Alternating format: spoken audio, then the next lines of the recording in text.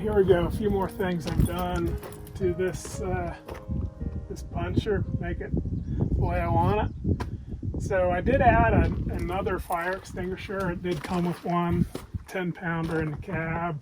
This is a 20-pounder here. I mounted it there. It worked out really well with the existing holes in the screening. And I have had experience with, like truck fires, and really like a 5-pounder is about worthless. A long time ago, I was at a convenience store getting a cup of coffee. I came out and there was a truck that the batteries had caught on fire, and it was really early in the morning. Everybody was inside, and I grabbed a 5-pounder off my truck and put it on there, and it beat it back, but it didn't put it out. And so I had a 20-pounder also on the truck. I grabbed that, and that put it out. So anyhow, I'm a big believer. If one of these things catches on fire, man, it's not good. Of course, it has fire suppression, but anyhow, more is better. So I added that, and that works well. Hangs there. It's secure. And then this is a couple straps here. I've got like I don't know, what is that, like a 6-footer maybe, something like that. The one that's creased right here. And I have had to use that once.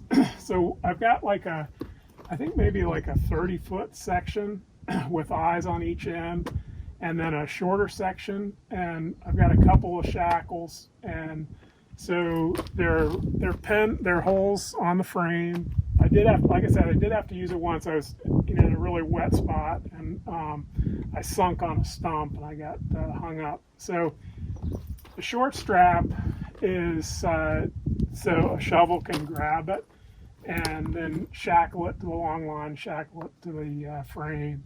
And I think all of us who run a buncher, you get stuck occasionally. One time I was cutting in an area that I told the powers that be that I didn't want to be there, and I was told to go ahead on it anyhow. I did. I had one day into it, and I was being ultra careful.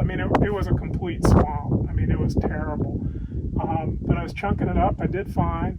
Shut it down.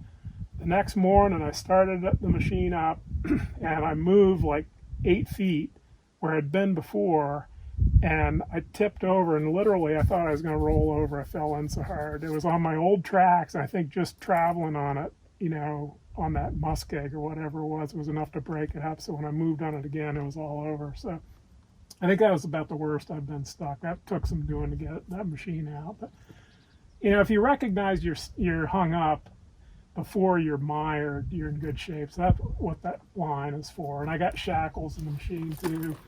So then the last thing here, if you can see this is the battery access here. And Tiger Cat has a 24-volt Anderson power pole connection there. And as I said in another video, I've got the truck set up with 12-volt, and I added off a single battery here a Anderson power pole, so I can use my connectors off the truck, and I've got it written there for 12-volt. And a lot of times, with a good system, you just need a little help. You might have one battery that's going gunny bag on you or something, but those Anderson power poles are slick. You just click them in. I've got them on the truck. I've got them here. I think I've got 50 feet of lead, so I haven't had to use it, but there it is. And nice access to the batteries there. And yeah, so there you have that.